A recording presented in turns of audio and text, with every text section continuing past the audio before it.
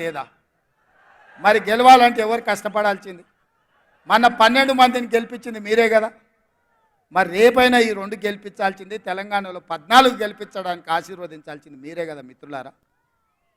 ఇవాళ నేను ఒక్కటే మాట చెప్పదలుచుకు, 94 నుంచి 2004 వరకు తెలుగుదేశం పార్టీ అధికారంలో ఉంది. 2004 నుంచి 2014 వరకు డాక్టర్ వైఎస్ రాజశేఖర రెడ్డి గారి నేతృత్వంలో కాంగ్రెస్ అధికారంలో ఉంది. 2014 నుంచి 2024 వరకు చంద్రశేఖరరావు టీఆర్ఎస్ పార్టీ అధికారంలో ఉంది. ఇవాళ ఈ వేదిక మీద నుంచి చంద్రశేఖరరావు మందేసినవో మందేయలేదో నాకు తెలియదు, నువ్వు పండుకున్నావో పండుకోలేదో నాకు తెలియదు. వాళ్ళ ఇంట్లో నేను చెప్తున్నా, లేపూరి చంద్రశేఖరరావుని టీవీ చూపించురే రేవంత్ రెడ్డి ఏం చెప్తున్నాడు. 2024 నుంచి 2034 వరకు కాంగ్రెస్ పార్టీ తెలంగాణ గడ్డ మీద ఈ 10 ఏళ్ళు ప్రభుత్వం ఉంటుంది. 30 జెండా తెలంగాణ గడ్డ మీద ఎగరేస్తాం. ఇది మా కార్యకర్తల మీద ఆనా. పాలమూరు బిడ్డగా నేను మాటిస్తున్నా. 10 ఏళ్ళు తెలుగుదేశం, 10 ఏళ్ళు కాంగ్రెస్, 10 ఏళ్ళు బీఆర్ఎస్, మళ్ళా 10 ఏళ్ళు పాలమూరు బిడ్డగా చెప్తున్న కాంగ్రెస్ ప్రభుత్వం. ఇందిరమ్మ రాజ్యం ఉంటుంది.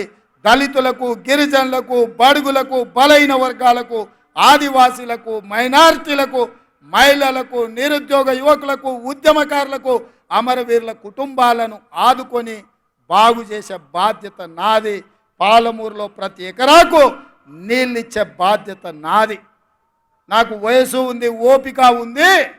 ఎవడన్నా అటు ఇటు చేస్తే తోక గత్తిరిచ్చే కత్తెర నా జేబులోనే ఉంది బిడ్డ.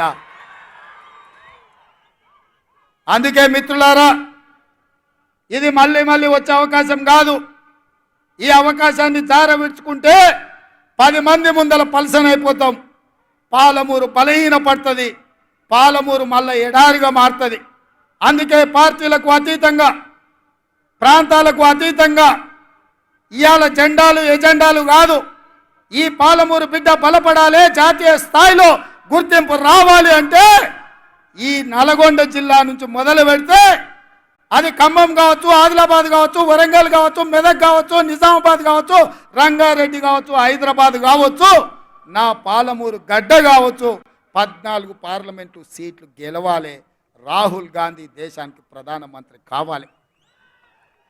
రాహుల్ గాంధీ కశ్మీర్ నుంచి కన్యాకుమారి వరకు 150 రోజులు 4000 కిలోమీటర్లు ఎర్ర టెండలో మంచు కొండలో పాదయాత్ర చేసినప్పుడు మొట్టమొదట కృష్ణానదిని దాటుకొని కర్ణాటక నుంచి ఈ పాలమూరి గడ్డ మీద పాదం మోపిండు మన నాయకుడు. తెలంగాణలో పాదయాత్ర ఈ పాలమూరులోనే ప్రవేశించిండు మిత్రుల.